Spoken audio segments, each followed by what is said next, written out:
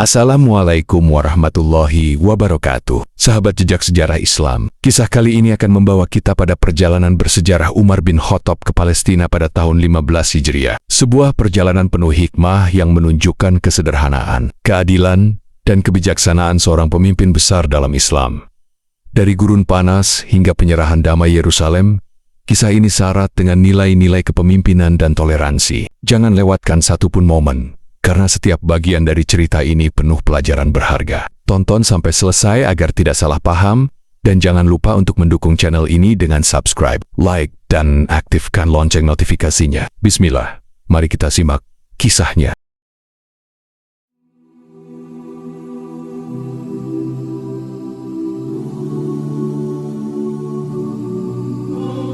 Pada tahun 15 Hijriah, setelah serangkaian kemenangan gemilang umat Islam di Syam, wilayah Palestina menjadi salah satu tujuan strategis dalam misi penyebaran Islam. Baitul Maqdis, yang menjadi jantung Palestina, telah dikepung oleh pasukan Muslim yang dipimpin oleh Abu Ubaidah bin Jarrah. Namun kota suci tersebut masih berada di bawah kekuasaan Bizantium, dan Patriark Sophronius, pemimpin religius setempat, hanya bersedia menyerahkan kota itu langsung kepada Khalifah umat Islam. Berita ini sampai ke telinga Umar bin Khattab, Amirul Mukminin, di Madinah. Mendengar kabar tersebut, Umar bin Khattab memutuskan untuk turun langsung ke Palestina karena ia memahami pentingnya simbolisme Baitul Maqdis bagi umat Islam dan keyakinan bahwa kehadirannya dapat mempercepat proses penyerahan kota tersebut secara damai. Selain itu, Umar ingin memastikan sendiri bahwa keadilan ditegakkan dan hak-hak penduduk setempat, baik Muslim maupun non-Muslim, tetap terlindungi. Ia ingin menunjukkan kepemimpinannya yang dekat dengan umat dan memberikan contoh bagaimana Islam membawa kedamaian dan keadilan. Dalam perjalanan panjang dari Madinah menuju Palestina, Umar hanya ditemani oleh seorang pelayan dan seekor unta. Perjalanan ini bukanlah hal yang mudah. Melewati gurun yang panas di siang hari dan dingin menusuk di malam hari. Mereka juga harus mengatasi rasa haus, lapar, serta kelelahan yang datang silih berganti. Namun, Umar tetap menjalani perjalanan ini dengan penuh kesabaran dan tawakal. Di sepanjang jalan, ia sering berhenti untuk beristirahat sejenak di bawah bayangan pohon, berbagi makanan sederhana dengan pelayannya, dan melaksanakan sholat. Kesederhanaan Umar tidak hanya terlihat dalam cara ia berpakaian, tetapi juga dalam tindakannya yang mencerminkan rasa tanggung jawab besar sebagai pemimpin umat Islam. Kesederhanaan Umar menjadi cermin kebesaran dirinya. Mereka bergantian menunggangi unta untuk menjaga keadilan. Ketika mereka mendekati Yerusalem, tibalah giliran pelayannya menaiki unta. Sementara Umar berjalan dengan pakaian yang sederhana dan memiliki tambalan di beberapa bagian. Kedatangan Umar di perbatasan Palestina menjadi perhatian besar. Para panglima Muslim seperti Abu Ubaidah bin Jarrah, Khalid bin Walid, dan Amr bin Ash menyambut kedatangannya dengan penuh hormat. Mereka menawarkan Umar untuk mengenakan pakaian yang lebih mewah agar terlihat lebih layak sebagai seorang khalifah. Namun, Umar dengan tegas menolak.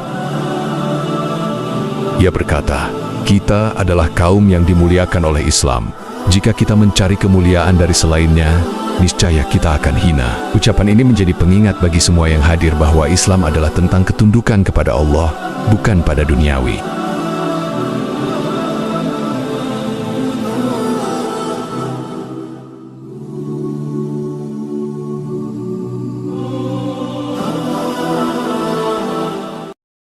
Setelah pertemuan dengan para panglima dan peninjauan singkat keadaan pasukan, Umar bin Khattab melanjutkan perjalanannya menuju Yerusalem. Dialog yang bersejarah pun terjadi antara Umar dan Patriark Sophronius. Sophronius, yang telah mendengar banyak tentang keadilan dan kebijaksanaan Umar, merasa terkesan ketika akhirnya bertemu langsung. Kesederhanaan Umar menjadi bukti nyata dari nilai-nilai Islam yang luhur.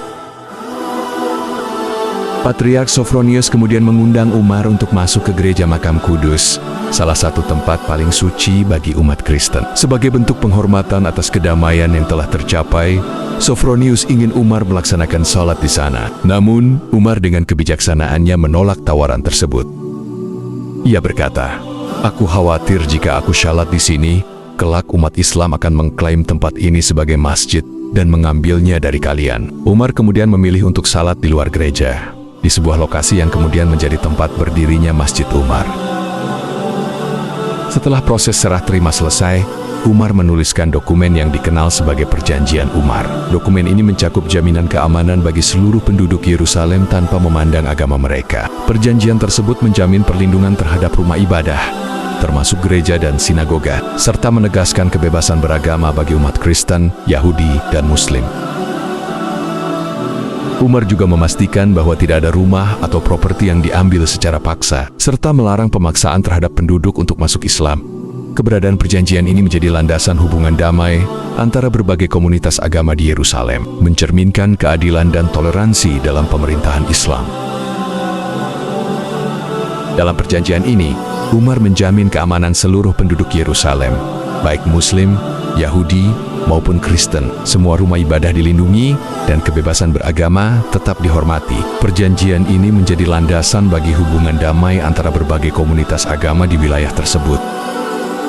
Penyerahan Yerusalem tanpa pertumpahan darah menjadi bukti nyata dari pendekatan Islam yang mengutamakan perdamaian dan keadilan. Pasukan Muslim yang sebelumnya mengepung kota itu merasa bangga atas kemenangan yang diraih tanpa perlu mengangkat pedang. Penduduk Yerusalem juga merasa lega karena mereka tidak diperlakukan dengan kekerasan atau pemaksaan.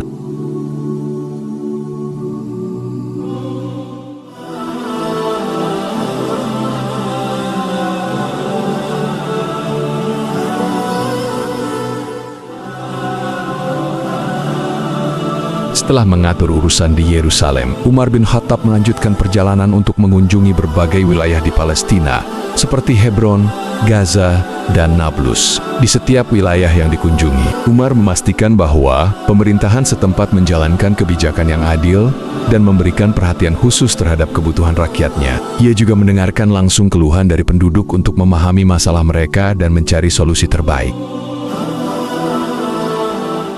Kisah lain yang terkenal adalah ketika Umar menolak untuk tinggal di rumah yang mewah selama kunjungannya. Ia lebih memilih untuk tinggal di tempat sederhana, menegaskan bahwa seorang pemimpin adalah pelayan bagi rakyatnya, bukan penguasa yang hidup dalam kemewahan. Kesederhanaannya menginspirasi banyak pejabat Muslim untuk meniru teladannya. Setelah beberapa waktu, Umar kembali ke Madinah. Namun, warisan kepemimpinannya di Palestina terus dikenang oleh umat Islam dan juga oleh penduduk setempat. Penyerahan Yerusalem tanpa pertumpahan darah menjadi salah satu pencapaian terbesar dalam sejarah. Hal ini menunjukkan bahwa kekuatan sejati tidak selalu berasal dari pedang, tetapi dari akhlak yang mulia, keadilan yang ditegakkan, dan kebijaksanaan dalam bertindak. Hingga hari ini, perjalanan Umar bin Khattab ke Palestina menjadi salah satu kisah legendaris dalam sejarah Islam. Ia mengajarkan bahwa kepemimpinan yang adil, sederhana, dan menghormati kemanusiaan adalah kunci untuk menciptakan kedamaian di tengah perbedaan. Visi Umar untuk menjaga harmoni antar umat beragama mencerminkan ajaran Islam sebagai rahmat bagi seluruh alam. Kisah ini terus menjadi inspirasi bagi siapa saja yang ingin belajar tentang arti sejati dari keadilan dan kepemimpinan. Nilai-nilai yang ditunjukkan Umar bin Khattab, seperti kesederhanaan, keadilan, dan penghormatan terhadap perbedaan, tetap relevan di dunia modern. Dalam era yang sering diwarnai oleh konflik dan ketidakadilan, teladan Umar mengingatkan kita akan pentingnya kepemimpinan yang mendahulukan kepentingan bersama dan menjunjung tinggi nilai-nilai kemanusiaan. Jika kalian terinspirasi oleh kisah Umar bin Khattab, jangan lupa untuk like, share, dan tinggalkan komentar di bawah. Klik tombol subscribe untuk terus mendapatkan konten-konten menarik dan inspiratif lainnya. Barakallahu fiikum.